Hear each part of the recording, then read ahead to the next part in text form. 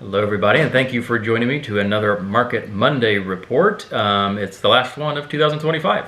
I missed the last two.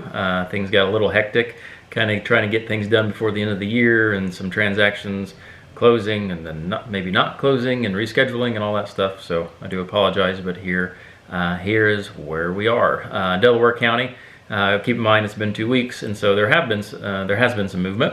And active listings down by 23, so we're sub 200 active listings right now, and then pending listings even down further, 30 to 71 pending, and then the median days on market went up a little bit, so we're at 35 days on market in Delaware County. Randolph County, we're down 3 as far as the actives are concerned, so we're sitting at 32 as of today.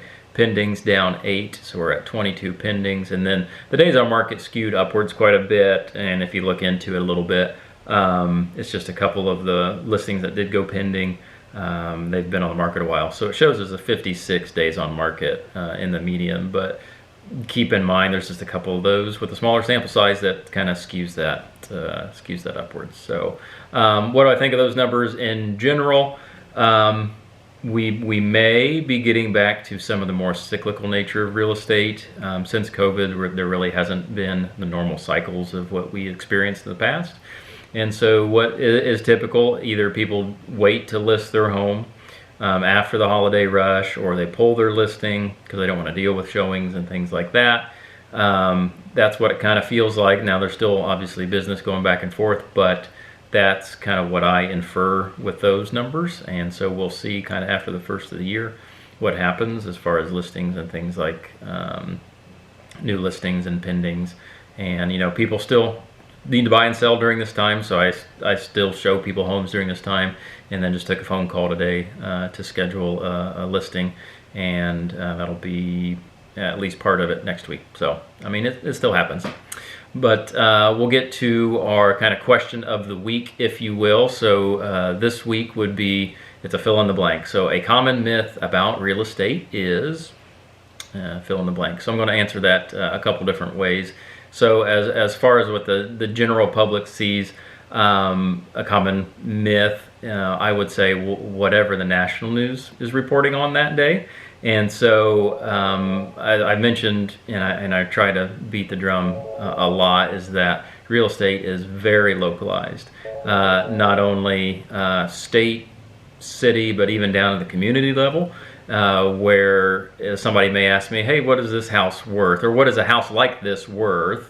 And my general response is like, well, it totally depends where it is and what it is and things like that. But it's just hyper localized. And so yes, we do see trends and things like that on the national level. Just take that with a grain of salt. If you have very specific questions about your home, your neighborhood, really you need to reach out to a local real estate agent to help you answer some of those questions. And then my other response to a common myth about real estate is that it's not quite as seen on TV. And so there are a lot of twists and turns when it comes to just in a transaction, if you will.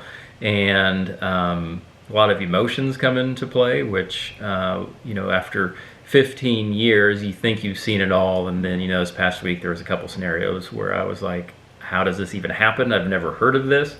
And so you learn something new every day. That's why I kind of like it. But it really keeps you on your toes. So it's not as straightforward as maybe, again, the news may put out there, or shows or things of that nature. So, but like I said, it's fun, something new every day, and for me, it's pretty enjoyable. But so that's it. That's the last video of 2025. I appreciate you. I forgot to look to see how many I've done over the year, but it wasn't every week, as we well know, because I miss them from time to time. But I do appreciate you guys checking these out. So I hope everybody has a safe and wonderful Christmas and New Year's, and go Hoosiers. So I'll see you next time.